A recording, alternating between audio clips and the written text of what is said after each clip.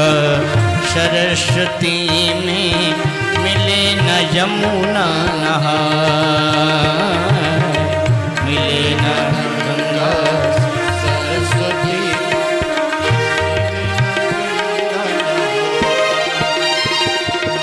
मिले न गंगा सरस्वती में मिले न यमुना नहायो, मिले न गंगा सरस्वती ना मिले न यमुना नहा।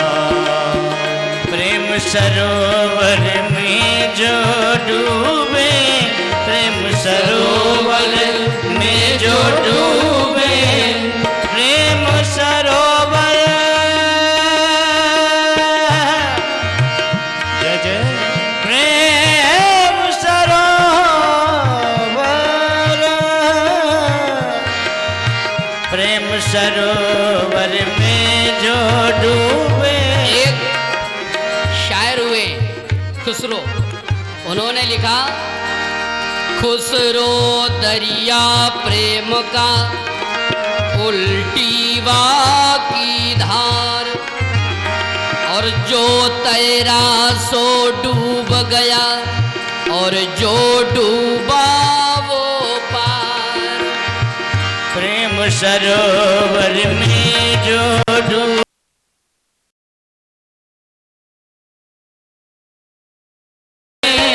मन ही मन मुस्काए, मोहन प्रेम बिना नहीं मिलता, चाहे कर लो कोट उपाय, मोहन प्रेम बिना नहीं मिलता।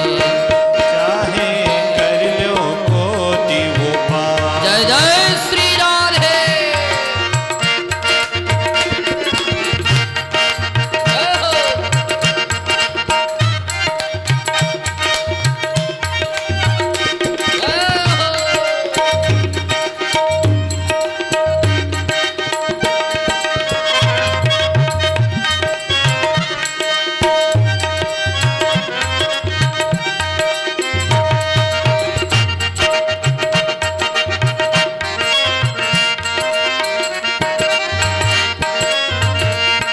जाओ रे।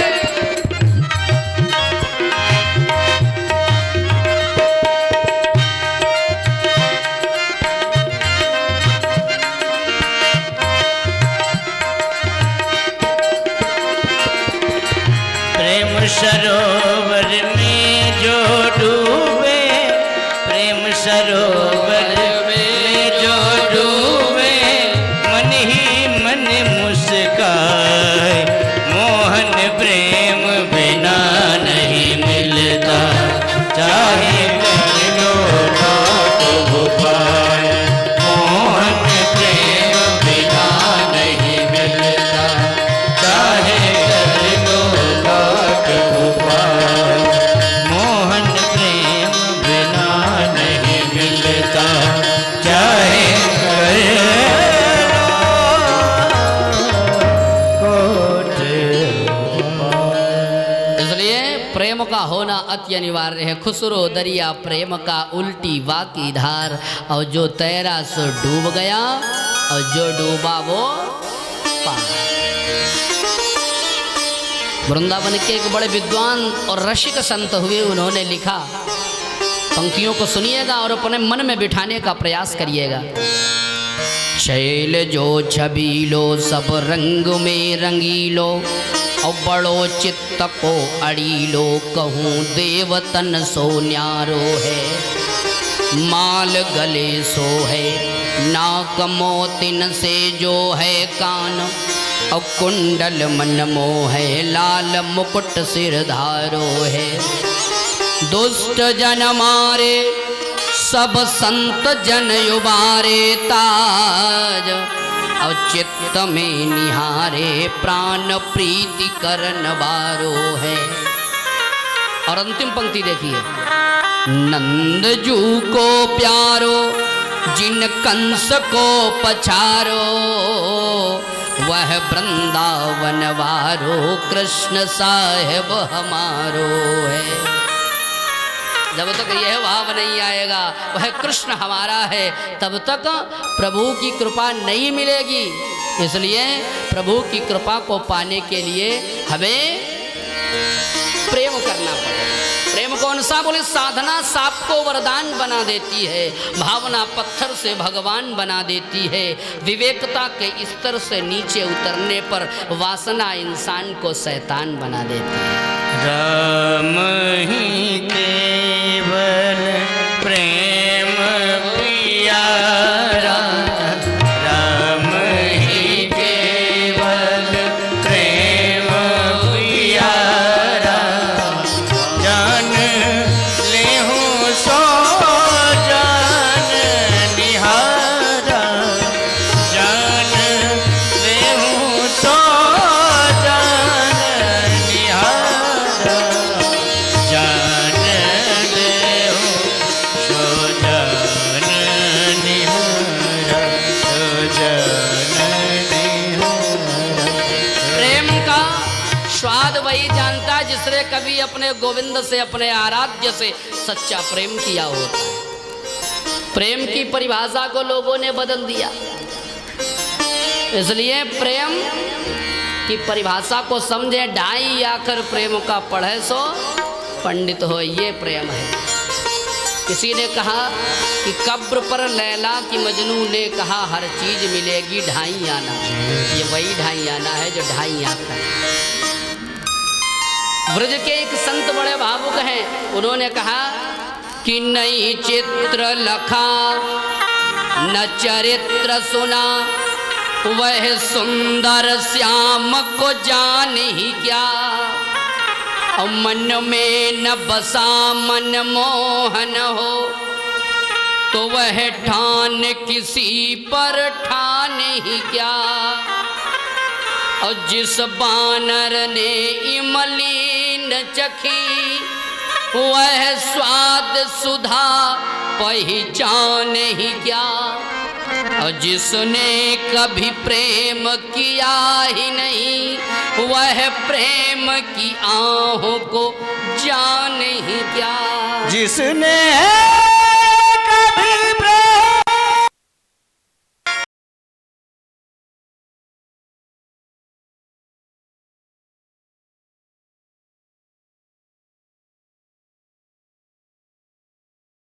ब्रज में रह करके अनेक अनेक लीलाएं करते हैं। भगवान ने मिट्टी खाई, और जब मिट्टी खाई तो सब ग्वाल वाल लेकर के कन्हैया को पहुंचे मैया के पास। और मैया ने पूछा क्यों लाला तैने माटी खाई? बोले अब मुंह में तो डेला रखा, बोले कैसे? ये भी बड़े लीला अवतारी, बहुत विचित्र है। बोले मैया ने कहा लाला तू झूठ बोल रहा है। फिर भगवान ने कहा नाहं भक्षितवानम्ब सर्वे मिथ्याभिशंसिनः, यदि सत्यगिरस्तर्हि समक्षं पश्य मे मुखम। भाव सुनिए कितना सुंदर है इस श्लोक का। बोले मैया मैंने माटी नहीं खाई, और अगर तू नहीं मानती तो मेरा मुख देख लो, ये सब झूठे हैं। मैया ने कहा अच्छा तुम बड़े सत्यवादी, ये सब झूठे, खोलो मुंह। भगवान ने मुंह खोल दिया। किसी ने कन्हैया से पूछा क्यों लाला तू तो बिल्कुल बुद्धि नहीं तेरे को? अरे अगर तू मुंह खोलेगा तो पकड़ा जाएगा, तेरे मुंह में माटी का ढेला है। भगवान कहे तू नहीं जानता, एक बार मैया ने मेरे मुखड़े को देखा था ना तो डर गई थी, और उसने अपने आंखें बंद कर ली थी। और आज भी देखेगी डर जाएगी और आंख बंद कर लेगी, मैं भाग जाऊंगा, इसलिए मुंह खोल दिया। ये है प्रभु का सुंदर सा भाव, ये लीलाएं कर रहे हैं भगवान। और भगवान ने मिट्टी क्यों खाई? मिट्टी इसलिए खाई क्योंकि अब मुझे पृथ्वी का भार हरण करना है। और इसमें मुख में द्विज हैं। द्विज कौन? दांत। और द्विज माने होता ब्राह्मण, और द्विज माने होता है पक्षी। तो मानो मिट्टी भूमि का ब्राह्मणों को दान करके शुभ कार्य करना प्रारंभ करूंगा, इसीलिए भगवान ने मिट्टी खाई। और दूसरा कारण, भगवान कहते हैं एक बार मुक्ति मेरे पास गई, और उस मुक्ति ने हमसे कहा गोविंद ये बताओ क्या कभी हमारी भी मुक्ति होगी? तो भगवान ने कहा सुनो, तुम द्वापर में गोपियों की ब्रज चरणों की रज बन जाना, तुम्हारी मुक्ति हो जाएगी। तो आज वह मुक्ति गोपियों की चरणों की रज बन करके पधारी है और भगवान ने उस चरणों की रज को अपने मुख में रखा है और आज मुक्ति को भी मुक्त कर दिया। यह है भगवान का भाव। श्री सुखदेव जी कहते हैं एक दिन की बात है, भगवान श्री श्याम सुंदर अब धीरे धीरे बड़े हो रहे हैं और जब बड़े हुए एक दिन मैया ने लाला को माखन और रोटी खाने को दिया। भगवान धूल में खेलते हैं तो बड़े सुंदर लगते हैं।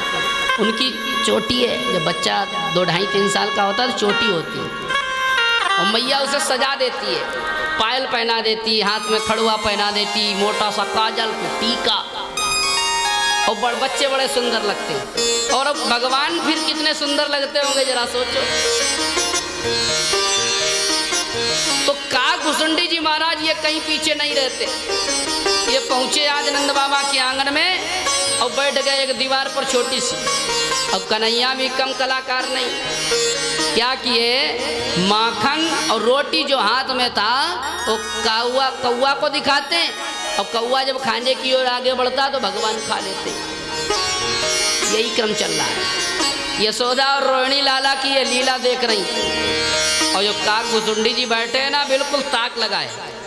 इस बार जैसे ही भगवान ने को माखन रोटी कौआ की ओर बढ़ाया और उसने झपट्टा मारा हाथ पर, पूरी की पूरी माखन रोटी लेकर के उड़ गया।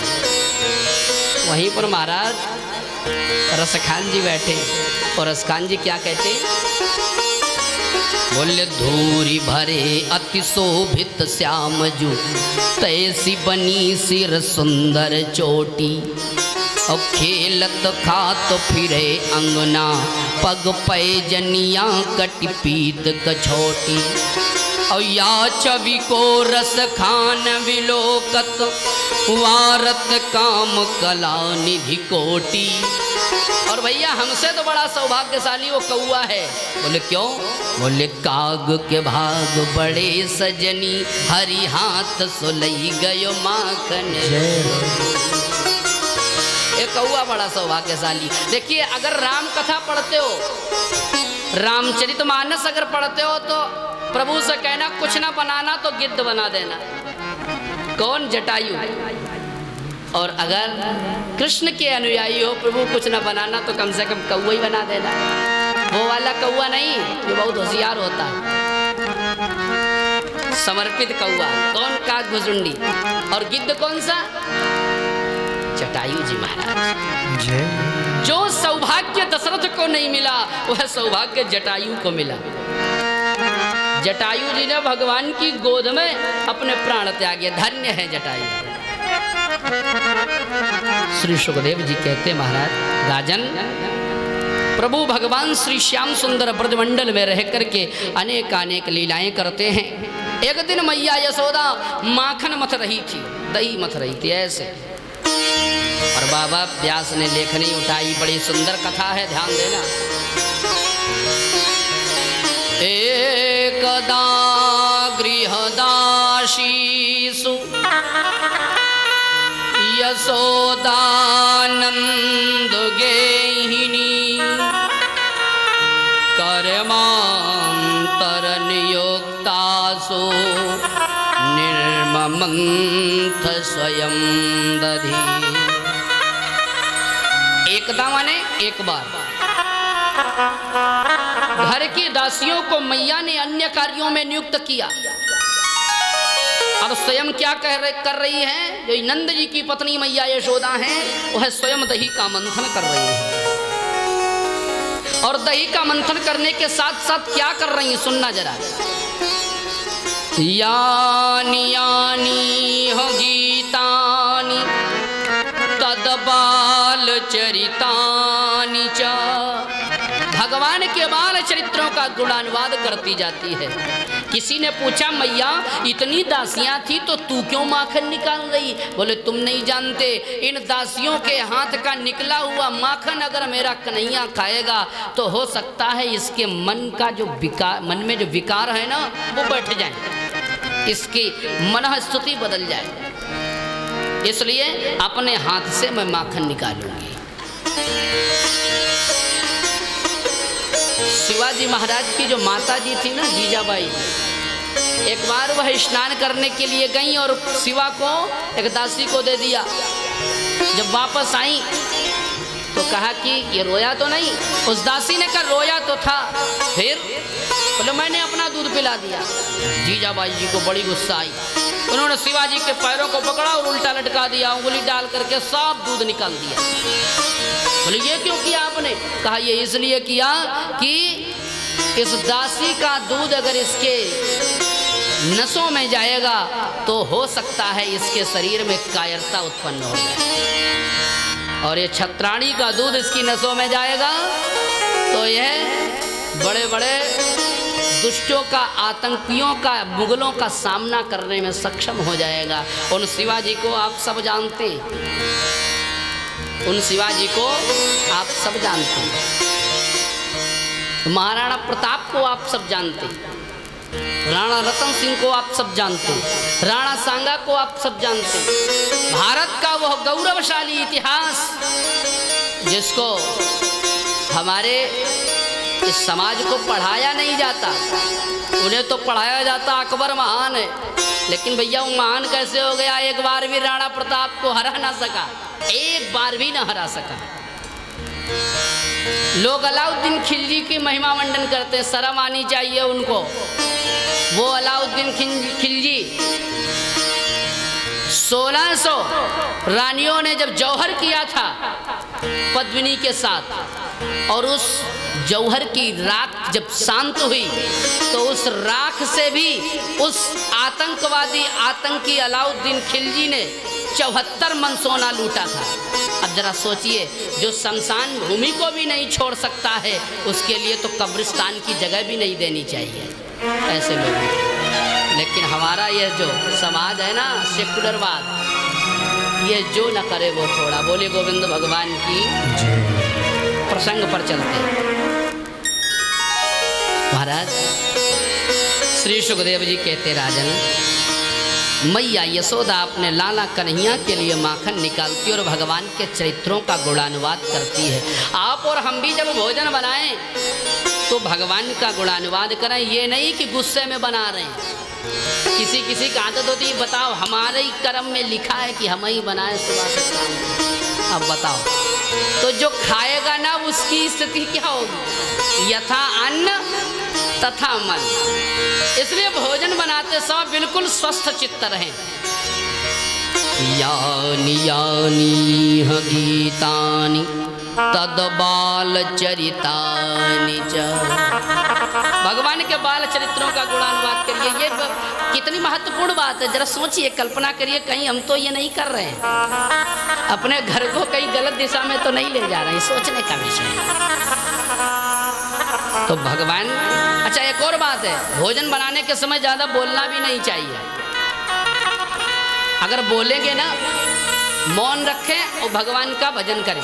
बोलेंगे तो हो सकता है मुंह से थूक निकल करके कढ़ाई में चला जाए, वो रसोई जूठी हो जाए। इसलिए बहुत ज़्यादा पंचायत भी नहीं करनी चाहिए रसोई में, क्योंकि जो रसोई होती है ना, वो भी घर का दूसरा मंदिर होता है। एक मंदिर तो वो जहाँ देवता हैं, और दूसरा मंदिर कौन बोलो? रसोई, क्योंकि वहाँ अन्न को सिद्ध किया जाता है। अन्न कौन है? ब्रह्म है, अन्नम ब्रह्म। तो ये दूसरी रसोई है घर की। रसोई जो है ये दूसरा पूजन कक्ष है, और उस पूजन कक्ष में अपवित्रता नहीं होनी चाहिए। पहले तो ये व्यवस्था थी कि भोजन और रसोई में लोग प्रवेश नहीं करते थे, बाहर बैठते थे चौका लगा करके, और फिर लकड़ी की चौकी पर बैठते थे, लकड़ी की चौकी पर थाली होती थी, फिर भोजन किया जाता था। अब आप बोले भोजन यहाँ बन रहा, वहाँ लेके जा रहे हैं दूसरे तीसरे घर में, और फिर भोजन करेंगे तो भोजन तो दूषित हो ही जाएगा। भोजन पर किसी की दृष्टि भी नहीं पड़नी चाहिए। जो बना रहा है और जो भोजन कर रहा है, केवल इनकी दृष्टि पड़े। जो थाली में आए तो तीसरा भी उसको न देखे। तभी तो कहते हैं हमारी थाली क्यों देख रहे हो, इसीलिए तो कहा जाता है ना, कोई तीसरा भी ना देखे। भोजन इतनी गुप्त रीति से करना चाहिए कि कोई न देख सके। तो यानी यानी ह गीतानि तद बाल चरितानि च। मैया यशोदा जैसे ही माखन मथ रही है तो उसके हाथों में चूड़ियाँ पड़ी हैं और वो चूड़ियाँ आवाज़ कर रही हैं, खन खन खन। लोगों ने चूड़ियों से पूछा, अरे निगोड़े तुझे शर्म नहीं आई? मैया भगवान की सेवा में लगी है और तू व्यवधान उत्पन्न कर रहा है। उसने कहा नहीं नहीं, मैं व्यवधान नहीं उत्पन्न कर रहा। क्या कर रहे हो? कहा कि मैया गीत गा रही है और जब गीत गाया जाता है तो ताल वाद्य बजाना जरूरी होता है, तबला हो या ढोलक। तो यहाँ तो कोई तबला ढोलक है नहीं, तो इन चूड़ियों के माध्यम से मैं ताल बजा करके मैया यशोदा का सहयोग कर रही हूँ। चूड़ियों का ये भाव है। और मैया यशोदा जब मथानी चला रही है तो उसकी जो चोटी है वो इधर इधर हिल रही है और उसमें जो मालती के पुष्प लगे हैं वो नीचे गिर रहे हैं। एक ने कहा, भैया तुम तो मैया के सिर पर थे, चरणों में क्यों आ गए? तो उसने कहा कि जिस मैया के कन्हैया के प्रति इतने सुंदर भाव हैं उसके सिर पर रहने की जरूरत नहीं है, उसके चरणों में रहना चाहिए। और भगवान की निद्रा टूटी और भगवान पहुँचे, पीछे से मैया को पकड़ा और मैया को जैसे ही पकड़ा है मैया से पूछा, मैया ये बताओ तुम दूध को चाहती हो कि पूत को? मैया भी कहें, लाला बड़ा होशियार हो गया। फिर मैया ने कहा, सुनो लाला, हम दूध को नहीं पूत को चाहती हैं। जैसे ही पूत को कहा तो अंगीठी पर दूध रखा था वो उबाल मारने लगा। मैया ने कन्हैया को छोड़ा, दूध उतारने गई। इधर भगवान ने देखा, वाह मैया बड़ी मुंह देखी करती है। गुस्सा आई और मथानी उठाई, मटकी पर पटक दी, मटकी टूट गई। एक संत ने दूध से कहा जो अंगीठी पर उबल रहा था, कहा तू तो बड़ा विचित्र है, अरे तुझे शर्म नहीं आई? मैया अपने कन्हैया को दूध पिला रही थी और तू इसी समय उबाल मारने को बैठा था, अरे थोड़ी देर बाद उबल लेता। तो दूध ने कहा, भैया तुम नहीं जानते, कन्हैया को मेरी जरूरत ही नहीं थी, वो मैया का दूध पी रहा था। और जब मैं प्रभु के काम ना आ पाऊं तो जीवित रह करके क्या करूंगा, आग में कूद करके मर जाऊंगा, इसलिए मैंने उबाल मारना शुरू किया। किसी ने मैया से पूछा, अरे तू क्यों छोड़ करके गई? तो मैया ने कहा, भैया ये जो दूध है ये पद्मगंधा नाम की गाय का दूध है और कन्हैया सिर्फ इसी गाय का दूध पीता है और यह अगर नष्ट हो गया तो मेरा लाला दिन भर भूखा रह जाएगा। कृष्ण कथा में पग पग पर कोई न कोई रहस्य छिपा हुआ है। श्री सुखदेव जी महाराज राजा परीक्षित से कहते हैं, राजन आज मैया यशोदा जब वापस आई, देखा कि मटकी टूटी है और भगवान क्या कर रहे हैं? भगवान झूठ मूठ के आंसू बना करके खड़े। पहले तो गाल फुला लिए और अपना ऊपर वाला जो दांत है वो नीचे वाले होंठ को दबा रहा है। भगवान के स्वरूप माधुरी की कल्पना करना। और झूठ मूठ के आंसू कैसे? जीभ से थूक निकाला, आंखों में लगा लिया।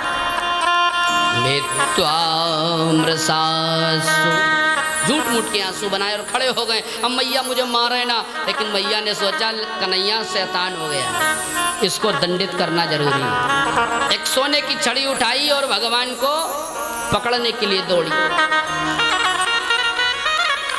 और मैया नाराज इस बात से और थी कि जो भी माखन मिश्री फैला, माखन फैला, वो सब बंदरों को खिला रहे थे भगवान। और जैसे ही कन्हैया को लेने के लिए दौड़ी मैया और आगे आगे कन्हैया, पीछे पीछे मैया दौड़ रही। पूरे ब्रज में चक्कर लगा डाला। मैया पकड़ न पाई, थक गई और जब थक गई डंडी छोड़ दी, एक जगह पर बैठ करके हाँफने लगी। मैया को भगवान कन्हैया दुखी नहीं देख सकते। दुनिया में भगवान सबको तो दुखी देख सकते हैं, लेकिन मैया को कभी दुखी नहीं देख सकते। मैया से कहा, मैया अगर तू मुझे मारे ना तो मैं तेरे पास आऊं।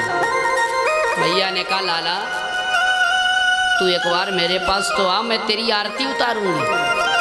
आजा आजा। भगवान भी बड़े सरल, जैसे ही मैया के पास पहुंचे मैया ने हाथ पकड़ लिया, चल घर, तेरी आरती उतारूंगी अभी। और घसीटते हुई मैया लाई और रस्सी मंगाई, जाओ रस्सियां लेकर के आओ। और भगवान को बांधने लगी है। और जैसे ही बांधती है 2 अंगुल रस्सी छोटी पड़ जाती है। यह 2 अंगुल रस्सी प्रभु और जीव, भगवान और जीव के बीच की शाश्वत दूरी है। इस दूरी को खत्म करने के लिए एक गुण चाहिए। तो कौन सा गुण? समर्पण रूपी गुण। रस्सी को संस्कृत में कहते हैं गुण। और यह गुण जब आ जाए तो प्रभु अपने आप बंधन में बंध जाते हैं। और जैसे ही मैया को लगा अब मैं बांध न पाऊंगी, तो आज मैया के हाथ से रस्सी छूटती है, वह समर्पित हो जाती है और भगवान मैया के बंधन में बंध जाते हैं। और मैया ऊखल में बांध देती कन्हैया को, क्योंकि इसी पर खड़े होकर के ये माखन बांट रहे थे बंदरों को। और मैया जल भरने के लिए ब्रह्मांड घाट पर गई। इधर भगवान ने ऊखल को गिराया, धीरे धीरे चले और आंगन में 2 अर्जुन के वृक्ष खड़े थे, उनके बीच से निकले, थोड़ी सी शक्ति लगाई और दोनों वृक्ष धड़ाम से पृथ्वी पर गिर पड़े और 2 पुरुष प्रकट हो गए, भगवान की स्तुति करने लगे। भगवान से कहते हैं प्रभु, वाणी गुणानुकथने। प्रभु भगवान ने पूछा, तुम कौन हो भाई? बड़े चमकीले वस्त्र पहने हो, बड़े सुंदर सुंदर मुकुट लगाए हो, कौन हो तुम? वो दोनों बोले, प्रभु आप सबको जानते हो, लेकिन फिर भी तुम लीला करते हो। मैं नलकूबर और ये मणिग्रीव कुबेर के पुत्र हूँ। महाराज हमने एक बार मदिरा पी ली थी, सो अलकनंदा के जल में निर्वस्त्र स्नान कर रहा था। नारद जी निकले, जो अप्सराएं थी वो तो वस्त्र पहन लिए उन्होंने, लेकिन मैं वैसे ही खड़ा रहा जड़वत। तो उन्होंने मुझे शाप दे दिया कि तू वृक्ष की तरीके से जड़ होकर के खड़ा, इसलिए जा वृक्ष हो जा। ये जो मदिरा है ना, ये बड़ी विचित्र है। मदिरा माने जानते हैं? मदिरा माने भाई, इसमें 3 अक्षर हैं, म, दी और रा। म माने मरघट, दी माने दिखाती, रा माने रास्ता। जो मरघट का रास्ता दिखाती वो मदिरा, मानो न मानो तुम जानो, हम तो बताएंगे। और इसकी एक व्याख्या और मैं करता हूँ, इसे कहते हैं शराब। 100 माने 100%, रा माने राक्षसों जैसा, और बा माने बर्ताव। जिसको ग्रहण करने के बाद 100% राक्षसों जैसा बर्ताव करने लगे व्यक्ति, तो इसकी क्या जरूरत है? लेकिन कुछ लोग कहते हैं नहीं हम छोड़ दिए, अब हम कैसे माने छोड़ दिए। देखिए जितने भी दोष जीवन में हैं उनको एक एक करके अगर कम करोगे तो कम हो जाएंगे, एक साथ कभी नहीं कम होंगे। श्री सुखदेव जी राजा परीक्षित से कहते, राजन यह जो नलकूबर और मणिग्रीव हैं हाथ जोड़ करके प्रार्थना करते हैं, प्रभु वाणी गुणानुकथने श्रवणो कथायां हस्तौ च कर्म सुमनस्तव पादयोर्नः स्मृत्यां शिरस्तव निवास जगत् प्रणामे दृष्टिः शतां दर्शनेस्तु भवत्तनूना। प्रभु हमारी वाणी सदैव आपके गुणानुवाद में लगी रहे। गोविंद हमारे नेत्र सदैव संतों के दर्शन में लगे रहें, हमारे कान सदैव आपकी कथा सुनने में लगे रहें। प्रभु हमारे हाथ सदैव आपके मंदिर की सफाई करने में लगे रहें। एक बात आपसे कहना चाहता हूँ, पूजा करने के बाद मंदिर की सफाई करना ये भी एक पूजा है। अब पूजा कराए नवरात्रि में देवी जी के ऊपर लगा दिया मुंह में मिठाई, वहाँ चीटा घूम रहे हैं, तो सफाई करेगा कौन है? तो सफाई करना भी हमारी ही जिम्मेदारी है। श्री सुखदेव जी महाराज कहते हैं, आज नलकूबर और मणिग्रीव को भगवान ने बंधन से मुक्त किया और समस्त ब्रजवासियों ने एक मीटिंग बुलाई, सभा बुलाई और गोकुल से वृंदावन में निवास किया है। और वृंदावन में जब चलते हैं तो भैया वृंदावन में रहना है तो बोलो भाई राधे राधे, दोनों हाथ ऊपर उठा करके राधे राधे। और सभी लोग मेरे साथ गुनगुनाएं, हमारो धन राधा श्री राधा श्री राधा, हमारो धन राधा श्री राधा श्री राधा, हमारो धन राधा श्री राधा श्री राधा, हमारो धन राधा श्री राधा श्री राधा, हमारो धन राधा श्री राधा श्री राधा, जीवन धन राधा राधा राधा राधा राधा, जीवन धन राधा राधा राधा राधा राधा, जीवन धन सभी लोग मस्ती से। राधा राधा राधा राधा, जीवन धन राधा राधा राधा राधा राधा, हमारो धन राधा श्री राधा श्री राधा, हमारो धन राधा श्री राधा श्री राधा, हमारो धन राधा श्री राधा श्री राधा, हमारो धन राधा श्री राधा श्री राधा। जय जय श्री राधे।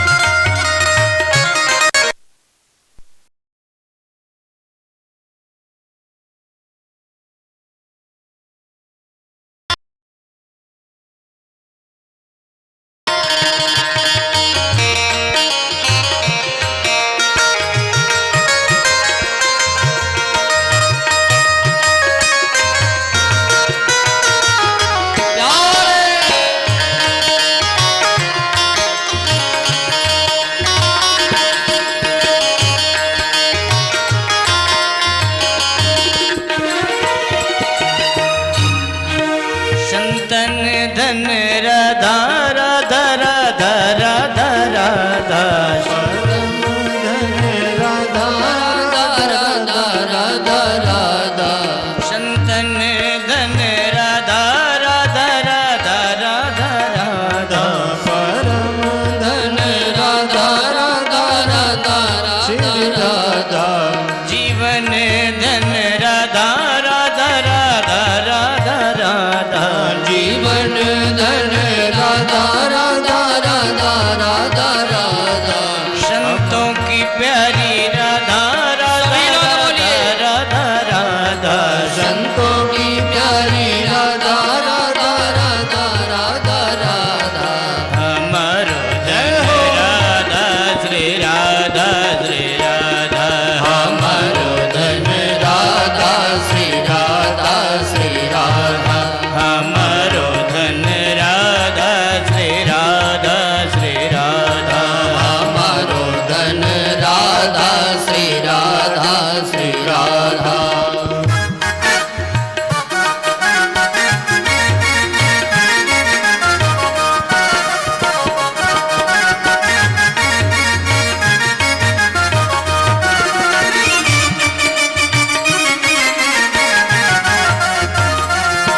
सभी लोग मानसिक रूप से वृंदावन में चले और यह मन में विचार करें कि हम सब वृंदावन में बैठे हैं और श्री बांके बिहारी के समक्ष बैठ करके ये राधा नाम संकीर्तन करते हैं। राधे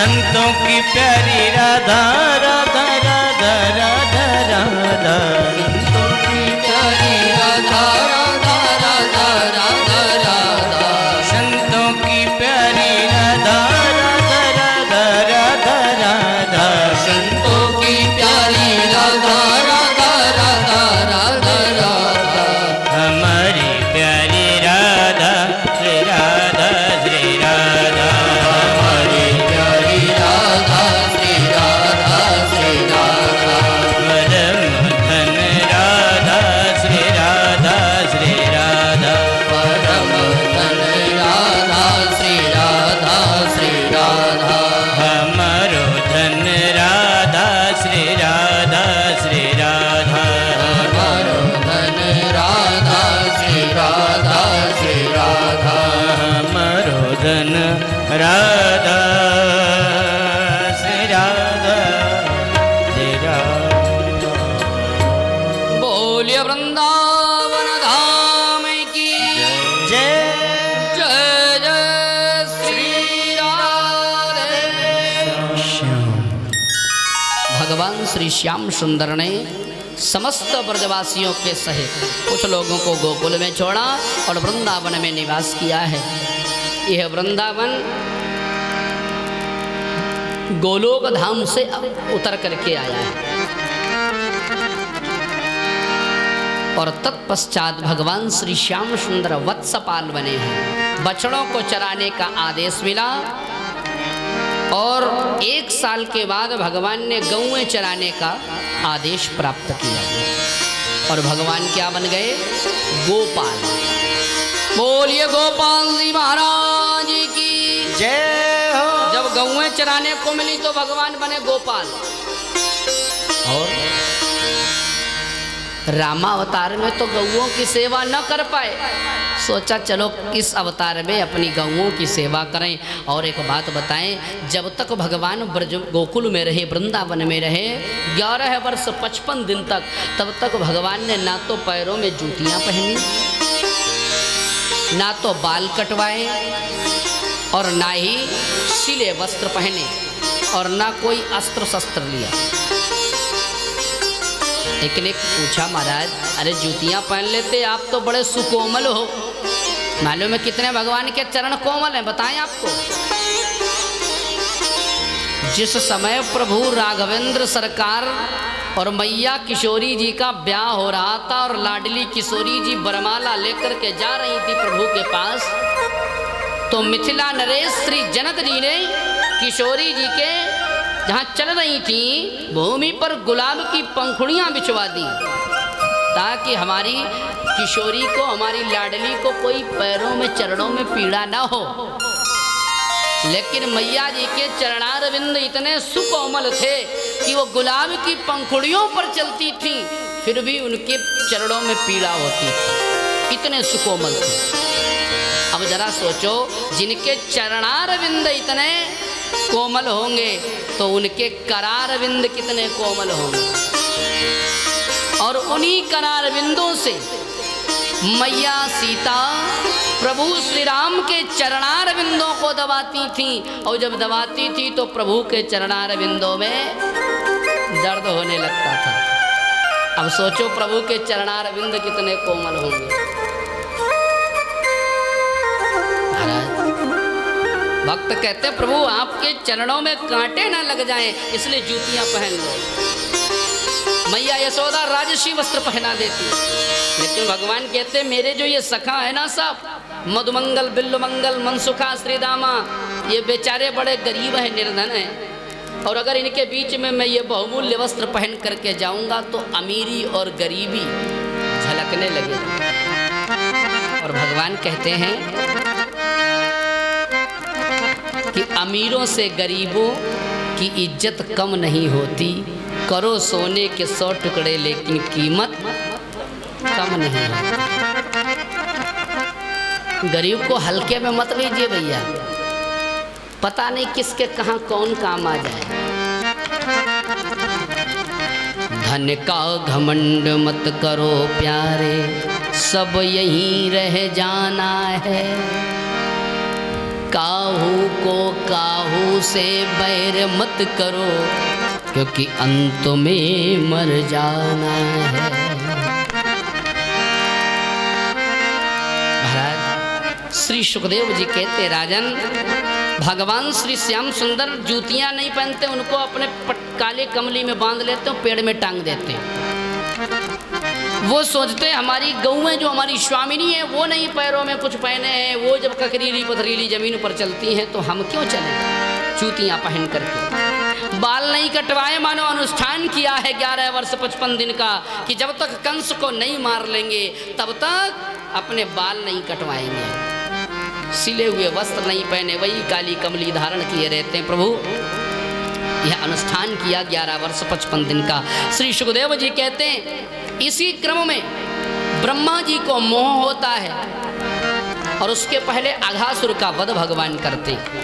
ये अघासुर जो है ना, ये अजगर बन करके आता और मार्ग में लेट जाता है, और जैसे ही मार्ग में लेटता है सब ग्वाल बाल देखते हैं, अरे कहीं कन्हैया ये देखो बड़ी गुफा दिखाई दे रही, मुझे लगता है आज तक ये नहीं दिखी, आज कहाँ से प्रकट हो गई। तो दूसरा कहता मुझे लगता है कि आज ही प्रकट वही है ये गुफा।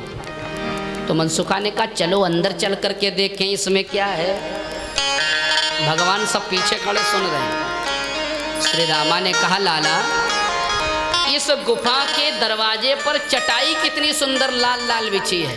अजगर की जो जीभ है ना, ये सब सखा कह रहे हैं उसकी जीभ को चटाई बता रहे हैं।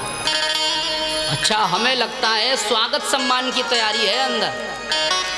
तो दूसरे ने कहा भैया बात तो सही कहते हो, हमें लगता है इस गुफा में अंदर महात्मा लोग रहते हैं, चलो उनका दर्शन करते हैं सब लोग। तो जैसे ही अंदर प्रवेश करने लगा तो अजगर के पेट से दुर्गंध निकली। तो मनसुखा कहता अरे भैया ये दुर्गंध काहे की आ रही।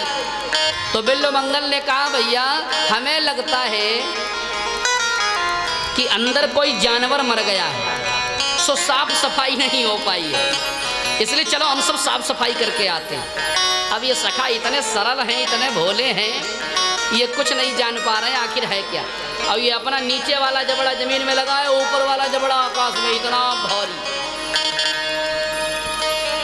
इतनी बड़ी गुफा देखी नहीं थी इन बेचारों ने।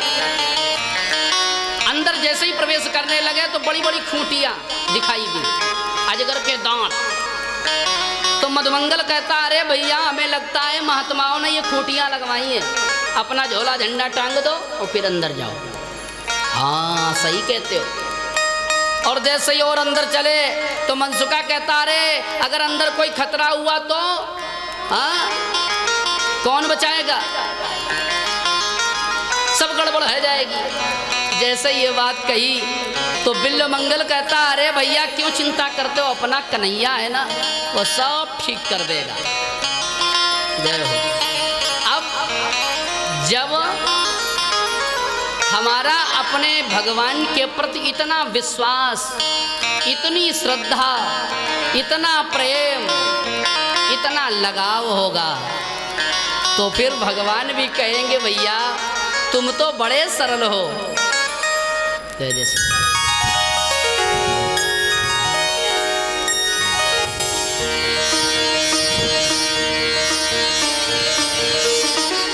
बोलिए गोविंद भगवान की जय। भगवान भी कह रहे हैं कि वाह भाई वाह, आज तक मैं ब्रजवासियों का इसलिए बनकर के रहा हूँ क्योंकि यह जो ब्रजवासी है ना, यह ब्रजवासी सदैव हम पर आश्रित हैं। यह अगर कुछ बोलते भी हैं तो हमारे लिए बोलते हैं, यह अगर रोते भी हैं तो हमारे लिए रोते हैं, यह भोजन भी बनाते हैं तो हमारे लिए बनाते हैं। और जब 24 घंटे के सभी कार्य भगवान के लिए होना तो वह जीवन धन्य हो जाता है। मुमताज, रशखान, सूर एक बार गोविंद को हृदय में बिठाया और गोविंद से कहा कि तुम्हारी दम हो तो निकल लो। बाह छुड़ाए जात हो निबल जान के मोह, और हृदय से जब जाओगे सबल सराहूं तो। मुमताज बांके बिहारी के सामने गई, पहले तो जा नहीं रही थी, अरे होगा कोई गोविंद, होगा कोई घनश्याम, मेरे को क्या लेना देना। लेकिन जैसे ही पहुंची और प्रभु के वह दिव्य स्वरूप को देखा, भगवान का स्वरूप कैसा है, महाराज कहते हैं भगवान का जो स्वरूप है वो भी देखिए। अभी जन्माष्टमी के पावन पर्व पर बड़ी सुंदर सजावट की गई थी बांके बिहारी जी में। एक भक्त ने, ब्रज के एक रसिक संत हैं, उन्होंने भाव दिया, फूलन की घटा देख अद्भुत छटा देख, और अलबेली छटान में चित्रता निहारी है, बेला की सुगंध देख दिव्य मकरंद देख, और फूलन के बंगला की विचित्र चित्रकारी है, बिहारी की शान देख दर्शन को जहान देख, अब बाण की सरिता सी उमड़ खुमारी है, बाल की सरिता से उमड़ खुमारी, फूल ही फूल में फूल सौ समूल चित्र, और फूलन के बंगला में बांके बिहारी है। बोले बांके बिहारी लाल की जय हो। और प्रभु के इसी दिव्यता को देख करके वह मुमताज दीवानी हो गई, और वो सबके सामने दिल खोल करके कहने लगी कि सुनो दिल जानी दिल की कहानी हाय, और दस्त हूँ बिकानी बदनामी भी सहूंगी, देव पूजा ठानी नमाज हूँ बुलानी हाय, तेरे नेह दाग में निदाग होए दूंगी मैं, और नंद के कुमार बलिहार तेरी सूरत पे, और हाँ तो मुगलानी पे हिंदुआनी बन रहूंगी। घर वापसी आज से नहीं हो रही है, बहुत पहले से हो रही है, इसलिए बहुत जरूरी है। और कहते हैं उनके बिरादरान ने घोषणा कर दी, अरे तू तो अगर बांके बिहारी का दर्शन करने जाएगी तो तुझे मैं अपने यहाँ नहीं बुलाऊंगा। तो उन्होंने कहा कि मालूम है आपको, अगर मैं वृंदावन में रहूंगी तो भी जीवन यापन कर लूंगी। अब क्या कहती है सुनो जरा। बोले करमा कुरान कलमा कुरान छोड़ आई हूँ तिहारे पास। गोविंद से अर्जी लगाई, कलमा कुरान छोड़ आई हूँ तिहारे पास, अब भाव में भजन में मैं दिल को लगाऊंगी, पाऊंगी विनोद भर भर के सुबह शाम, गाऊंगी तिहारे गीत नेह को लगाऊंगी। अरे केवल नेह से काम नहीं चलेगा, कुछ खाने को भी चाहिए। अरे वहाँ इतने भंडारे चलते हैं ना। बोले खाऊंगी प्रसाद मंदिर में करूंगी जाप, खाऊंगी प्रसाद मंदिर में करूंगी जाप, और माथे पे तिहारी पद रज को लगाऊंगी। अरे खाली पद रज लगाने से कुछ नहीं होगा, और तू क्या करेगी? तो कहती हैं कि आशिक दीवानी बन श्याम पद पूजी पूजी, और प्रेम में दीवानी राधिका सी बन जाऊंगी। ऐसे ऐसे लोग तो सब कुछ छोड़ करके प्रभु के श्री चरणों में आ गए, और भगवान ने उनका कल्याण कर दिया, भगवान ने उनको अपना बना लिया। मीराबाई भगवान के गिरधर गोपाल के सिवा दूसरे को किसी को नहीं जानती थी, तो गिरधर गोपाल ने उसे अपना बना लिया। आज भी शिवराजपुर के पास में एक मंदिर है जिसमें भगवान की उसी दिव्य प्रतिमा में मीराबाई ने प्रवेश किया था, और उसी दिव्य मूर्ति में आज भी भगवान की जंघा पर वो जो विष गिरा था ना, विष पीने के समय, वह चिन्ह आज भी बना हुआ है उस मूर्ति में। तो हमारे इस गौरवशाली इतिहास को जुटलाने का यह जो पाखंडवाद लोगों ने किया, प्रयास किया, हमको पुनः जागृत होना पड़ेगा। हमारा इतिहास ऐसा वैसा नहीं है। हम उस वंश परंपरा से हैं जहाँ पर शैशवेभ्यस्त विद्यानाम यौवने विषयेषिणाम और वार्धक्ये मुनिवृत्ति नाम योगे नान्ते तनुत्वजाम, ऐसा गौरवशाली इतिहास है। तो इसलिए आत्मानं विद्धि, अपने को समझो कि हमारा तार कहाँ से जुड़ा हुआ है।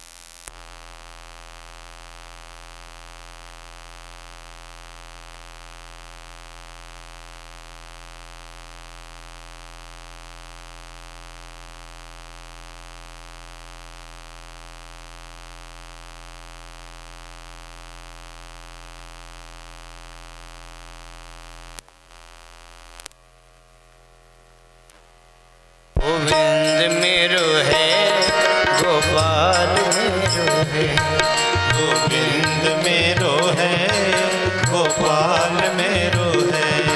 श्री बांके बिहारी नंदलाल मेरो है, श्री बांके बिहारी नंदलाल मेरो है।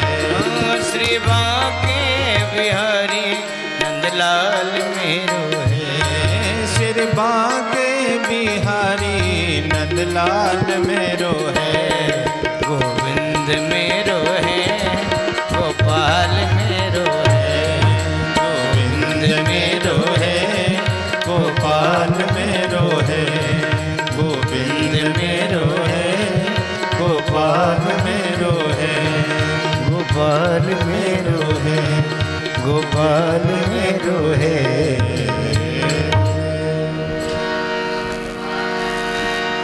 सीताराम श्री राम। 2 दिन और है भाई,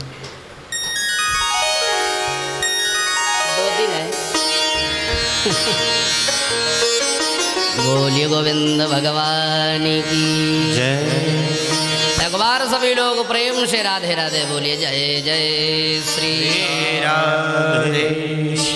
प्रभु ने ब्रह्मा का मोह दूर किया। उससे पहले अघासुर को मारा। प्रसंग कहाँ चल रहा था भाई?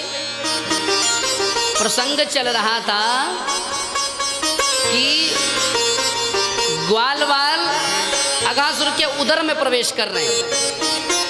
भगवान ने भी सोचा, अरे सखाओ तुम तो बड़े सरल हो, दुनिया में सब कुछ बनना सरल है, सब कुछ बनना, डॉक्टर, इंजीनियर, मास्टर, नेता, मंत्री, सब कुछ बनना सरल है। लेकिन ईमानदारी से बताऊं ना, सरल बनना बड़ा कठिन है। इसलिए एक बार जो जीवन में सरल बन जाता है ना, तो उसके लिए फिर कुछ कठिन नहीं रहता। इसलिए सरल बनने की आदत डालो। सरल बनने का मतलब है विनम्रता जीवन में आ जाए।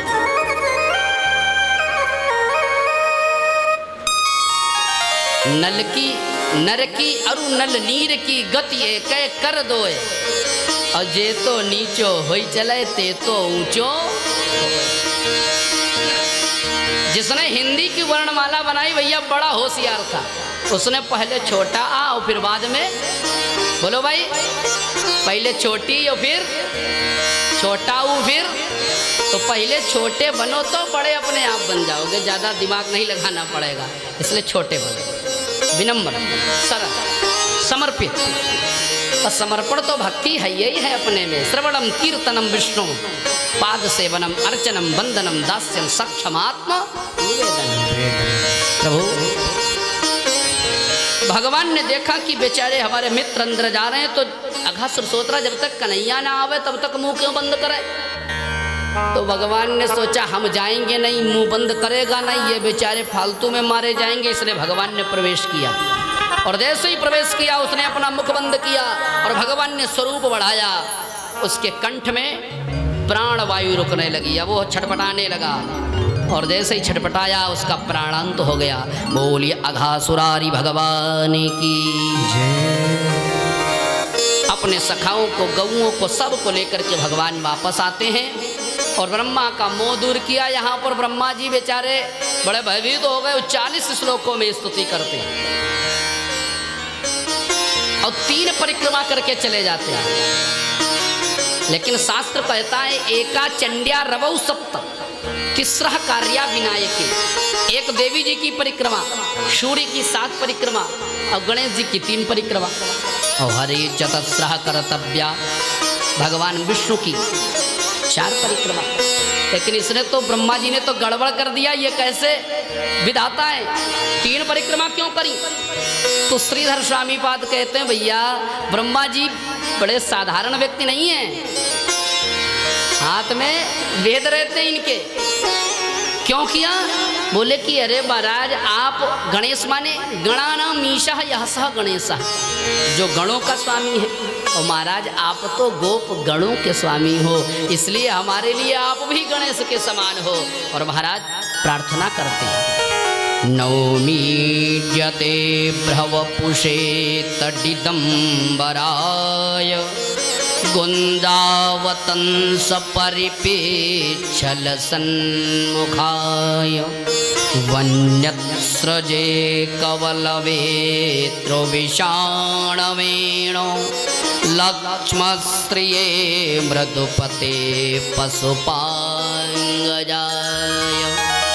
प्रभु आपकी मैं प्रार्थना करता हूँ, लेकिन भगवान ने ब्रह्मा को क्षमा नहीं किया। आगे इंद्र भी एक अपराध करेंगे, उनको क्षमा कर दिया। यह बड़ी लीला निराली है इनकी। मानो भगवान कहना चाहते हैं दोनों के अपराध में अंतर है। ब्रह्मा ने जो अपराध किया उसमें भगवान के भक्त भगवान से दूर रहे, और इंद्र ने जो अपराध किया उसमें भगवान के भक्त भगवान के पास में रहे। भगवान कहते जो मेरे भक्तों को मेरे से दूर करने का विचार मात्र भी करता है उसे जीवन में मैं कभी क्षमा नहीं करता हूँ। ब्रह्मा को भगवान ने क्षमा नहीं किया। तत्पश्चात भगवान ने कालीय मर्दन किया, वहां दावाग्नि पान किया, प्रलंबासुर का वध किया, बकासुर इत्यादि दैत्यों को मारने के बाद श्री पूज्यपाद बाबा श्री व्यास जी महाराज ने पहले ग्रीष्म ऋतु का वर्णन किया, फिर शरद ऋतु का वर्णन किया, वर्षा ऋतु, फिर शरद ऋतु का वर्णन किया, और उस शरद ऋतु में वेणु गीत का वर्णन किया। वैसे तो भागवत जी में कई गीत हैं, लेकिन दशम स्कंद के जो प्रमुख 4 गीत हैं, वेणु गीत, गोपी गीत, युगल गीत और भ्रमर गीत, और उसमें ये प्रथम जो है ये वेणु गीत है। ये शरद ऋतु के प्रारंभ में इसका वर्णन है, और शरद पूर्णिमा जब आती है तब महारास होता है। तो आइए हम सभी लोग वेणु गीत में प्रवेश करते हैं। और वेणु गीत का जो ध्यान का श्लोक है बड़ा दिव्य है। बाबा व्यास लिखते हैं बर्हापीडं नटवरवपुः कर्णयो कर्णिकारं व्यूह्रदवासः कनककपिशं वैजयन्तीं च मालाम् रन्ध्रान् वेणोर धर सुधया पूरयन् गोपवृन्दै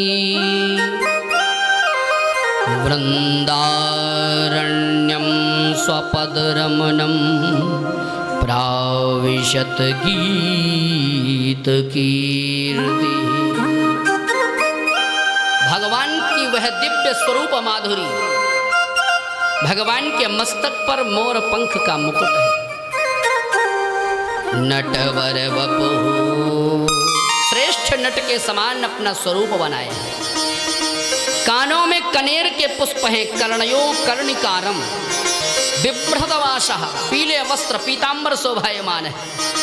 कनक कपिशम वैजयंतीं च माला, और कहते हैं वैजंती माला शोभायमान हो रही है। उनके गले में हृदय पर वक्षस्थल पर श्रीवत्स का चिन्ह है, और ऐसा लग रहा है जैसे आकाश में बिजली चमक रही है। आकाश का रंग नीला, बिजली का रंग पीला, प्रभु का रंग नीला, और जो पीतांबर पड़ा है वो पीला। ऐसे भगवान श्री श्याम सुंदर आगे आगे गौएं चल रही, ग्वाल बाल मंडली है, उनके बीच में बंसी बजाते हुए ब्रज में वृंदावन में प्रवेश करते हैं। और यहाँ पर जो गोपी गीत प्रारंभ किया, वेणु गीत प्रारंभ किया ना, तो इसको कहाँ से शुरू किया? तो व्यास जी कहते कि इति वेणुरवं राजन, इति शब्द से, इति माने समाप्त। मानो परीक्षित जी से सुखदेव जी कहते हैं राजन, अब यह जो बंसी का स्वर है ना, इसको सुनने के लिए सब जितने भी बाह्य आवरण हैं उनको छोड़ दो और एकाग्र चित्त हो जाओ, और इस बंसी के स्वर को सुनने के लिए तत्पर हो जाओ। और ये बंसी का स्वर है कैसा? व्यास जी कहते हैं इति वेणुरवं राजन् सर्वभूतमनोहरं श्रुत्वा व्रजस्त्रियः सर्वा वर्णयन्त्यो विरे विरे। इस वंशी के निनाद को, स्वर को सुन करके जब ब्रज की स्त्रियां तन्मय हो गईं, कृष्ण स्वरूप के, कृष्ण की प्रतीक्षा में वह उत्कंठित हो गईं, और तब महाराज कहते हैं आज गोप्यः किमाचरदयं कुशलं स्म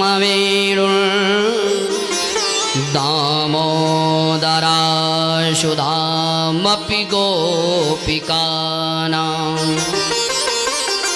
भुङ्क्ते स्वयं यदवशिष्टरसं हृदिन्यो रश्यत्वचोऽश्रुमुमुचोस्तरवो यथार्यः।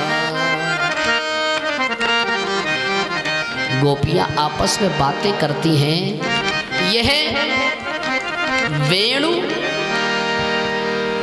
पुरुष जाति का होने पर भी पूर्व जन्म में न जाने इसने कौन सी साधना करी, कौन सी तपस्या करी, कौन सा इसने आनंद लूटा, जो उसका प्रतिफल यह भगवान की सानिध्यता है, प्रभु की सानिध्यता इसको मिल रही। न जाने इसने कौन सी साधना करी। अब जरा सोचो, यहाँ पर गोपिकाओं को बंसी से कहीं न कहीं मनमुटाव हो रहा है, ईर्ष्या हो रही। हम भगवान से दूर हैं, ये 24 घंटा प्रभु के पास रहती है, लेकिन भैया वंशी बनने के लिए त्याग करना पड़ेगा। जरा सोचो, वंशी ने अपने जीवन में क्या क्या नहीं झेला, क्या क्या नहीं सहा। अपने वंश से अलग हुई, बांस काटा गया, छांटा गया, और उसके हृदय में 7 छिद्र किए गए, और एक 8वां छिद्र आगे होता है। और उसके बाद में उसको स्वर प्रदान किया गया, तब उसने इतना मीठा बोलना शुरू किया। वंशी की एक विशेषता है। अच्छा, वंशी भगवान को इतनी प्रिय क्यों? वंशी इसलिए प्रिय है कि वंशी वही बोलती है जो गोविंद बुलवाते हैं।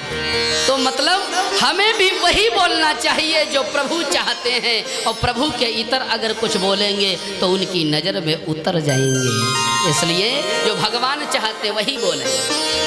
तो इति वेणुरवं राजन, राजन इसीलिए बड़े ध्यान से सुनना यह वेणु गीत। एक गोपी कहती है, अरे गोविंद, जब मैं भोजन बनाया करूं तब तुम बंसी मत बजाया करो। कन्हैया ने कहा ऐसा क्यों? कहा इसलिए कि जब आप बंसी बजाते हो और मैं भोजन बनाती हूँ, उस समय आपकी बंसी के सुर को सुनकर के हमारे चूल्हे में लगी हुई लकड़ियां आर्द्र हो जाती हैं और उनसे पानी निकलने लगता है। वह पानी जब आग में पड़ता है, आग बुझ जाती है और उससे धुआं निकलता है, और धुआं मेरी आंखों में लगता है, जिससे आंसू बहने लगते हैं। इसलिए जब मैं भोजन बनाऊं तो आप बंसी मत बजाओ। अरे बंसी, तूने तो अपने कुल खानदान का नाम डुबो दिया। बोले क्यों? कहा कि वे मगदायक अंधन के और तुम अच्छे न हो कि सुचाल बिगारो। बंसी कहाँ से बनी? बांस से। और बांस का जब लाठी होती ना बांस की, तो क्या करती है? अंधे व्यक्तियों को भी रास्ता दिखा देती है। अरे बंसी, तूने तो अच्छे अच्छे लोगों की चाल बिगाड़ दी। वै मगदायक अंधन के और तुम अच्छे न हो कि सुचाल बिगारो। और वै जल थाह बतावत हैं और तुम बारी अथाह में डारी के बोरो। जब नाविक नौका चलाता है उसमें क्या बांस डालता कि नहीं? था बताते। और तुम्हारा क्या काम? तुमने हमारे समस्त ब्रजवासियों को विरह सागर में डुबो दिया है। इसलिए तुमने अपने कुल खानदान का नाम डुबोया है, रोशन नहीं किया। बंसी भगवान से शिकायत करती, देखो ये लोग क्या कह रहे हैं। और भगवान श्री श्याम सुंदर आज इस वेणु गीत के प्रसंग में गोपिकाओं को समझाते, और गोपिकाएं तो बेचारी सीधी सरल हैं, वो भगवान की बात को मान जाती हैं। वेणु गीत बड़ा दिव्य प्रसंग है। समय कम है हमारे पास, क्योंकि गिरिराज पूजन भी कराना है। यह समस्या हर कथा में रहती, सबके साथ रहती है। और एक बात और बताएं आपको, हम लोग तो केवल निमित्त मात्र हैं। हम लोग चाहे जितना सुना लें,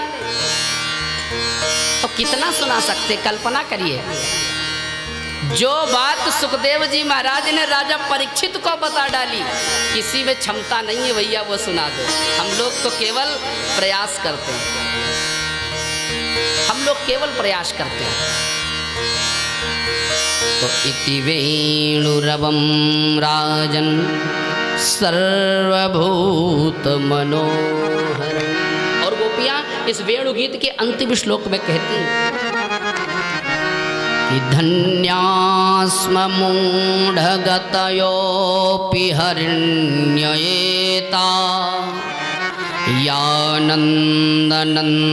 यानन्दनन्दनमुपात्त विचित्रवेशम् आकर्ण्य वेणुरणितं सह कृष्णसारा पूजां दधो विरचितां प्रणयावलोकैः। और वास्तविकता में इस वंशी ने बहुत बड़ा पुण्य का कार्य किया होगा, जो सर्वप्रथम इसको वृंदावन निवास मिला और उसके बाद में इसको कृष्ण की सानिध्यता प्राप्त हुई। धन्य है ऐसी वंशी। बोले गोविंद भगवान की जय हो। और भगवान श्री श्याम सुंदर आज वेणु गीत की कथा के माध्यम से श्री सुखदेव जी महाराज राजा परीक्षित को बताते हैं, यह वंशी सबको अपने अंदर सुनाई देती है। जो अनहद नाद चल रहा है ना, कान बंद करो आप लोग और पालथी मार करके कमर सीधी करके बैठो, आंख बंद करके, अंदर एक स्वर सुनाई देगा। तो अभी मत सुनना, अभी कथा सुन लो, घर जा करके सुनना। ये नहीं अभी बैठ जाओ यहाँ आसन लगा लो। देखिए, जो वक्ता और श्रोता के लिए अलग अलग नियम है कथा कहने और सुनने के लिए। जो श्रोता होता है वो तो भाव सागर में डूब सकता है। कथा चल रही है और भाव सागर में आप डूब सकते हो, लेकिन ये जो वक्ता होते हैं ना, वक्ता लोग भाव सागर में नहीं डूब सकते, क्योंकि अगर ये डूब जाएंगे तो कथा में व्यवधान आ जाएगा, कथा रुक जाएगी। इसलिए आप लोगों को ये आदेश पारित है पहले से, लेकिन फिर भी इस अनहद नाद को घर में रोज सुबह 4:30 बजे आसन पर बैठ जाओ और आंख बंद करो। कमर सीधी होनी चाहिए और कमल पद्मासन हो जाए तो अच्छा है, नहीं तो जिस आसन में सुख मिले उस आसन में बैठो और कान बंद करके दोनों हाथों की उंगलियों से अंगूठे से फिर उस अनहद नाद को सुनो, इस बंसी को स्वर को सिद्ध करो। और महाराज तत्पश्चात भगवान श्री श्याम सुंदर ने चीर हरण की लीला करी। यह जो चीर हरण की लीला है, व्यास जी ने लिखा, हेमंते प्रथमे मासी नंद ब्रज, हेमंते प्रथमे मासी नंद ब्रज कुमारिका, चेरो हविष्यं भुञ्जानः यथा कात्यायन्यर्चन व्रतम्। मार्गशीर्ष महीने में समस्त जो पौगंडावस्था वाली कन्याएं हैं, जिनकी अवस्था 6 वर्ष की है, ऐसी गोपिकाएं प्रातः काल ब्रह्म मुहूर्त में उठ करके महाराज मैया यमुना में जाकर के निर्वस्त्र स्नान करती हैं और तत्पश्चात माँ कात्यायनी का पूजन करती हैं।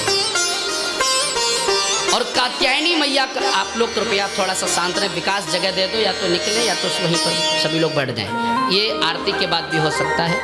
बोली गोविंद भगवान की। जो प्रवाह चल रहा है उसको चलने दीजिए, व्यवधान मत करिए।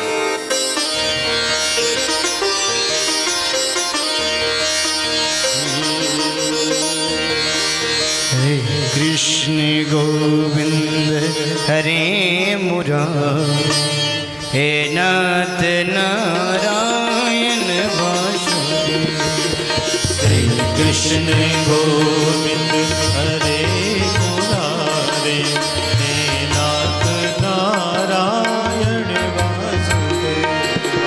हे नाथ नारायण वासुदेव,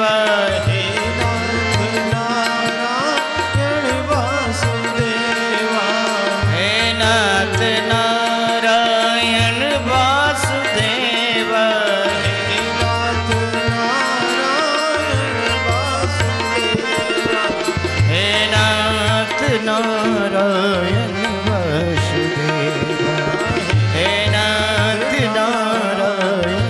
वासुदेव। श्री कृष्ण गोविंद हरे मुरारे, हे नाथ नारायण वासुदेव। श्री कृष्ण गोविंद हरे मुरारे, हे नाथ नारायण वासुदेव। श्री कृष्ण गोविंद हरे मुरारे, हे नाथ नारायण वासुदेव। श्री कृष्ण गोविंद हरे मुरारे, हे नाथ नारायण वासुदेव। हे नाथ नारायण वासुदेव, हे नाथ नारायण वासुदेव। श्री कृष्ण गोविंद हरे मुरारे, हे नाथ नारायण वासुदेव। श्री कृष्ण गोविंद हरे मुरारे, हे नाथ नारायण वासुदेव। श्री कृष्ण गोविंद हरे मुरारे, हे नाथ नारायण वासुदेव। हे नाथ नारायण वासुदेव।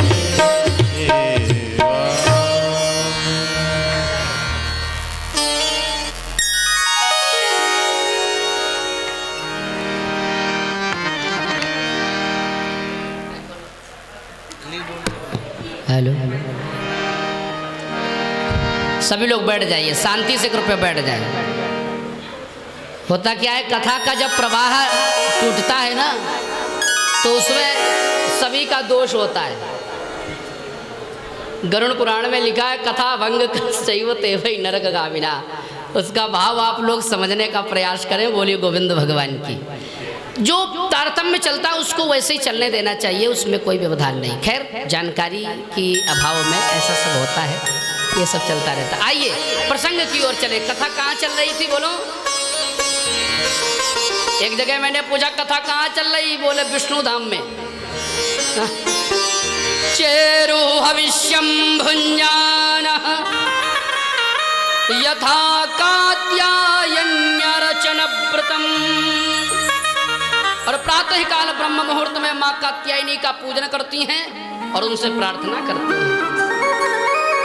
कात्यायनी महामाये महायोगिन्यधीश्वरी नंदगोपसुतं देवी पतिं मे कुरुते नमः। महाराज हे मैया, मैं आपकी पूजा इसलिए कर रही हूँ, नंद का लाला है ना, ये हमें पति रूप में प्राप्त हो जाए। अब नंद के लाला ने विचार किया यह तो बड़ी गलतियां कर रही हैं। सो भगवान ने ब्रह्म मुहूर्त में यमुना के किनारे जाकर के उनका चीर हरण किया। बैठ जाइए सब लोग, एक लोग खड़े होकर के थोड़ा सा इनको इंगित करो, सब लोग बैठ जाइए।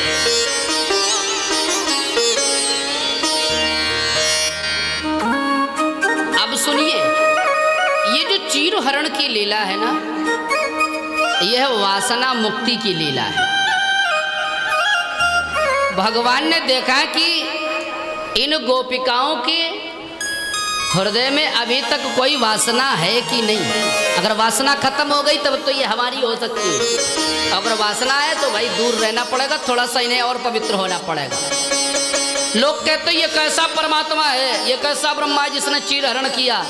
लेकिन जरा कल्पना करो, ये वही ब्रह्म है जिसने एक जगह चीर बढ़ाया और दूसरी जगह चीर हरण किया। देश काल परिस्थिति के अनुसार जो व्यवस्था होती है भगवान वह करते हैं। यहाँ पर उपदेश दिया कि तुम ये जो कर रही हो ना, गलत कर रही हो। ये जो चीर हरण है ये महाराष्ट्र में प्रवेश करने का टिकट है, प्रमाण पत्र है। ट्रेन की यात्रा करते हैं टिकट लगता नहीं, बोलो।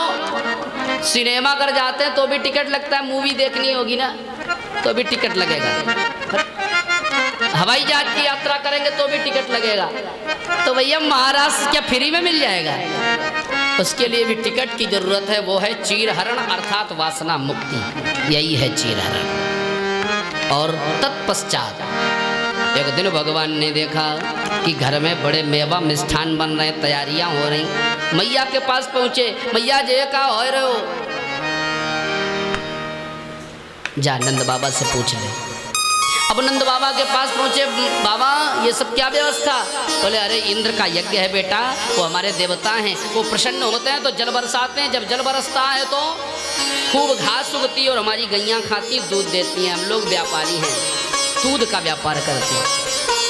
भगवान ने कहा वाह, ये इंद्र से क्या मतलब?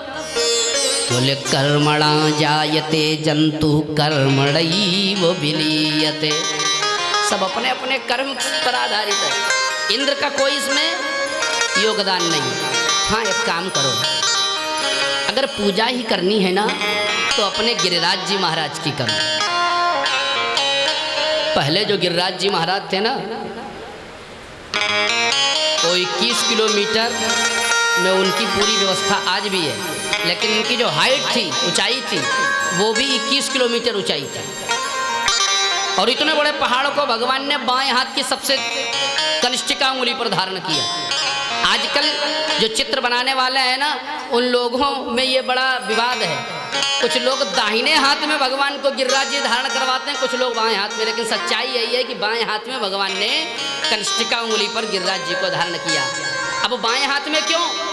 बाएं हाथ में इसलिए, अभी प्रसंग नहीं आ रहा लेकिन फिर भी मैं बता देता हूँ, नहीं तो भूल जाऊंगा। तो बाएं हाथ में इसलिए क्योंकि जब भगवान ने पहाड़ उठाया और उठाने के बाद लोगों ने पूछा कन्हैया जी बताओ तेरे अंदर इतनी शक्ति कहाँ से आ गई? तो भगवान कहते भैया माखन मिश्री खाया? बोले नहीं नहीं, कुछ और बात है। भगवान ने राधा रानी की ओर इशारा किया, इनकी कृपा से मैंने ये उठा लिया। राधा रानी की कृपा सो गिरिवर लियो उठा। अब राधा रानी की कृपा का संकेत किया, मानो भगवान कहना चाहते हैं बाएं हाथ से इसीलिए उठाया कि बायां जो हिस्सा है वो श्री राधा रानी का है, इसलिए बिना शक्ति के मैं कोई कार्य नहीं कर सकता। यह प्रमाण मिलता है कि बाएं हाथ से भगवान ने गिरिराज जी को उठाया। तो अगर कहीं भी दाएं हाथ वाली मूर्ति मिले तो उस भैया वो गलत है, ये मान लेना, क्योंकि भगवान हमेशा बाईं ओर ही झुक करके बंसी बजाते थे। इसी वेणु गीत में आया वाम बाहुकृत वाम कपोला, इसी भागवत जी में आया, बाईं तरफ भगवान ऐसे अपना सिर टिका लेते थे और फिर बंसी बजाना शुरू करते थे। तो बोलो बाईं तरफ उठाया होगा कि नहीं? तो ये दो प्रमाण हैं। तो जहाँ दाहिने हाथ वाला गिरिराज जी मिले तो समझ लेना ये गड़बड़ है कहीं ना कहीं। बोले गिरिराज जी महाराज की जय। तो हम सब लोग चलेंगे अब गोवर्धन नाथ की शरण में, और जो लोग अभी परिक्रमा न लगाए हों वो मानसिक रूप से लगा लें। कौन कौन वृंदावन जा चुका, हाथ उठाइए जरा। क्या बात है, अभी हमारे यजमान जी नहीं गए, अब की बार जाएंगे मुझे लगता है। और परिक्रमा किसने लगाई? पैदल। जय जय सीताराम, क्या बात है। तो आइए मेरे साथ ब्रज की यात्रा करें और मस्ती से झूमते हुए गिरिराज जी महाराज की शरण में चलें। सभी लोग गुनगुनाएंगे मेरे साथ। मैं तो गोवर्धन को जाऊं मेरे वीर, नाय माने मेरो मनुआ। मैं तो गोवर्धन को जाऊं मेरे वीर, नाय माने मेरो मनवा। मैं तो गोवर्धन को जाऊं मेरे वीर, नाय माने मेरो मनवा। हाँ नाय माने मेरो मनवा, नाय माने मेरो मनवा। माने मेरो मनवा सकीरी, नाय माने मेरो मनवा। मैं तो गोवर्धन को जाऊं मेरे वीर, नाय माने मेरो मनवा। मैं तो गोवर्धन को जाऊं मेरे वीर, नाय माने मेरो मनवा। गिरिराज जी महाराज की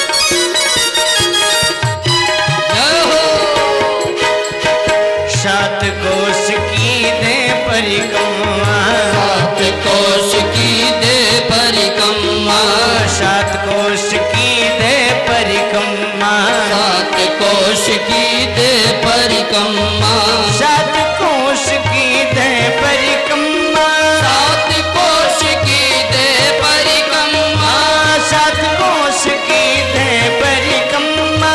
सात कोश की दे परिक्रमा। मैं तो संतन न्योत जीवाऊं मेरे वीर, नाय माने मेरो मनवा। मैं तो संतन न्योत जीवाऊं मेरे वीर, नाय माने मेरो मनवा। नाय माने मेरो मनवा सकीरी, नाय माने मेरो मनवा। नाय माने मेरो मनवा सकीरी, नाय माने मेरो मनवा। मैं तो गोवर्धन को जाऊं मेरे वीर, नाय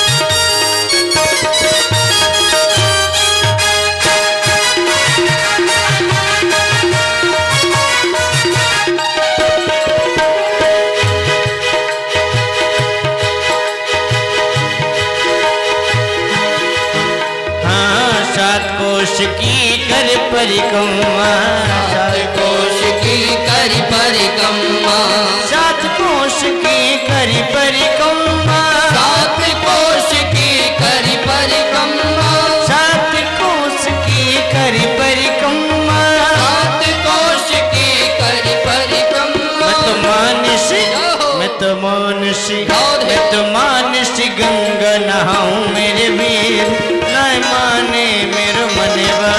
मैं तो मानस गंगा नहाऊं मेरे वीर, नाय माने मेरो मनवा। मैं तो ना माने मेरे मनवा सकीरी, ना माने मेरे मनवा, नाय माने मेरो मनवा सकीरी, नाय माने मेरो मनवा। मैं तो गोवर्धन को जाऊं मेरे वीर, नहीं माने मेरे मनवा। मैं तो गोवर्धन को जाऊं मेरे वीर, नाय माने मेरो मनवा। मैं तो गोवर्धन को जाऊं मेरे वीर, नहीं माने मेरे मनवा। मैं तो गोवर्धन को जाऊं मेरे वीर, मेरो मन। बोलिए गिरिराज जी महाराज की। आज समस्त ब्रजवासी ग्वाल बाल सब गिरिराज जी महाराज की शरण में पहुंचे। मनसुखा ने कहा कन्हैया तेरा गिरिराज नहीं दिखाई दे रहा, कहाँ गया? और भगवान एक स्वरूप से नंद बाबा के पास हैं और दूसरे स्वरूप से गिरिराज जी महाराज के स्वरूप में प्रकट हो गए। बोलिए गोवर्धन नाथ की। अब पूजा अर्चना प्रारंभ हो गई। पहले तो स्नान कराया जाता है और जैसे ही स्नान कराया गया तो स्नान कराने के लिए यमुना से जल लाना पड़ा। अब आप लोग जब गए होंगे मथुरा और फिर वृंदावन और फिर गिरिराज जी महाराज, तो गिरिराज जी से मथुरा जी लगभग 20-22 किलोमीटर दूरी पर है और मथुरा जी में यमुना मैया। सो गिरिराज जी तक जल ले जाने में बेचारे मनसुखा श्रीदामा ग्वाल बाल थक गए। हाँफते हुए कहा कन्हैया जय बताओ तेरे गिरिराज ने क्या बरसों से स्नान नहीं किया जो इतना स्नान कर रहा है? कराइए पूजा। तो भगवान ने कहा नहीं नहीं तुम थक गए हो। तत्काल भगवान ने मानसी गंगा मैया का प्रागट्य किया। प्रथम मुखारविंद से पहले श्री मानसी गंगा मैया है। बोलिए मानसी गंगा की जय हो।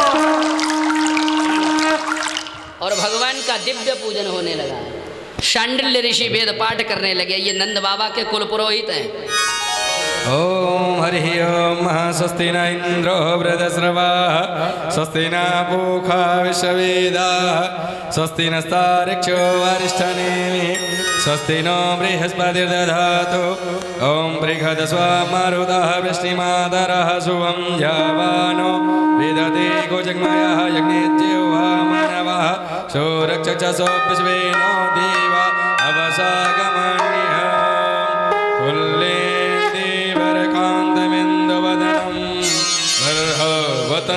सप्रियं श्रीवत्साङ्कमुदारकौस्तुभधरं पीताम्बरं सुन्दरं गोपीनां नयनोत्पलार्चितदनुं गोगोपसङ्गावृतं गोविन्दं कलवेणवादनपरं दिव्याङ्गभूषं भजे। श्रीकृष्णाय वासुदेवाय हरये परमात्मने प्रणतक्लेशनाशाय गोविन्दाय नमो नमः। बोल गिरिराज महाराज की जय हो। आज सब ग्वाल बालों ने जो माखन मिश्री हलवा लड्डू पेड़ा पुआ खीर गुलगुला सब लाए थे ना 56 भोग सब भगवान को अर्पित करें। ये 56 भोग लगाने का जो प्राविधान है ना कब से हुआ? जब 7 दिनों तक भगवान ने गिरिराज जी को धारण किया हाथ पर, 7 दिनों तक कुछ खाया पिया नहीं और मैया यशोदा 8 8 याम कन्हैया को भोग लगाती थी। 8 याम यानी दिन में सुबह से जब से उठते थे शाम को लेटते थे 8 बार खिलाती थी। तो जब 7 दिन नहीं खाया तो जब आखिरी दिन गिरिराज जी को भूमि पर रखा तो 57 56 भोग तब से लगाने का प्राविधान प्रारंभ हो गया। आज जैसे ही भोग लगा तो गिरिराज जी ने एक बार में एक तरफ का सब उदरस्थ कर दिया। अब जैसे ही दूसरी बार ये दूसरी तरफ हाथ बढ़ाया, आधा खत्म हुआ था, मनसुखा चिल्लाया, कन्हैया लगता है तेरा गिरिराज कई वर्षों का भूखा है जो प्रसाद भी नहीं छोड़ेगा। धन्य है प्रभु। भगवान ने कहा चिंता मत करो, प्रसाद मिलेगा। प्रसाद में 3 अक्षर हैं, प्र, स और द। प्र माने प्रभु, सा माने साक्षात, द माने दर्शन। जिसमें भगवान के दर्शन साक्षात मिले वो है प्रसाद। बोले गोविंद भगवान की। तो सब देवता और सब ग्वाल बाल स्तुति करते हैं, हम भी गुनगुनाएं। और इस बीच में जिसको गिरिराज जी की पूजा करना है इधर साइड से आकर के भगवान की पूजा कर सकता है। श्री गोवर्धन महाराज महाराज तेरे माथे मुकुट विराज रहो। श्री गोवर्धन महाराज महाराज तेरे माथे मुकुट विराज रहो। श्री गोवर्धन महाराज तेरे माथे मुकुट विराज रहो। श्री गोवर्धन महाराज महाराज तेरे माथे मुकुट विराज रहो। तेरे माथे मुकुट विराज रहो। तेरे माथे मुकुट विराज रहो। तेरे माथे मुकुट विराज रहो। तेरे माथे मुकुट विराज रहो। और गल में और गल में और गल सोहे बनमाल बनमाल तेरे माथे मुकुट विराज रहो। महाराज महाराज तेरे माथे मुकुट विराज रहो। श्री गोवर्धन महाराज महाराज तेरे माथे मुकुट विराज रहो। श्री गोवर्धन महाराज महाराज तेरे माथे मुकुट विराज रहो। गिरिराज जी महाराज की जय हो।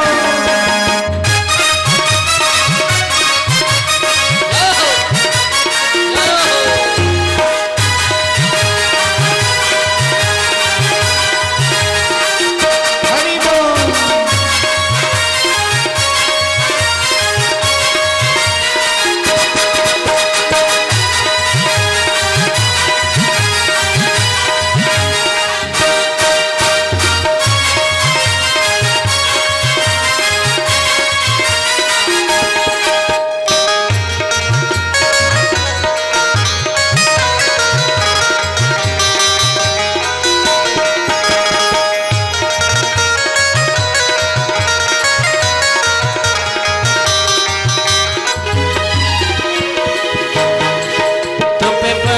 चढ़े तो पे फूल चढ़े पे पान चढ़े तो पे फूल चढ़े तो पे पान चढ़े तो पे फूल चढ़े तो पे पान चढ़े तो पे फूल चढ़े तो पे पान चढ़े तो पे फूल चढ़े तो पे पान चढ़े तो पे फूल चढ़े तो पे पान चढ़े तो पे फूल चढ़े तो पे पान चढ़े तो पे फूल चढ़े और चढ़े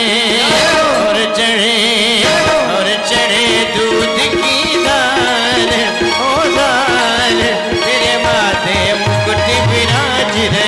और चढ़े दूध की दाल दाल तेरे माथे मुकुट विराज रहे।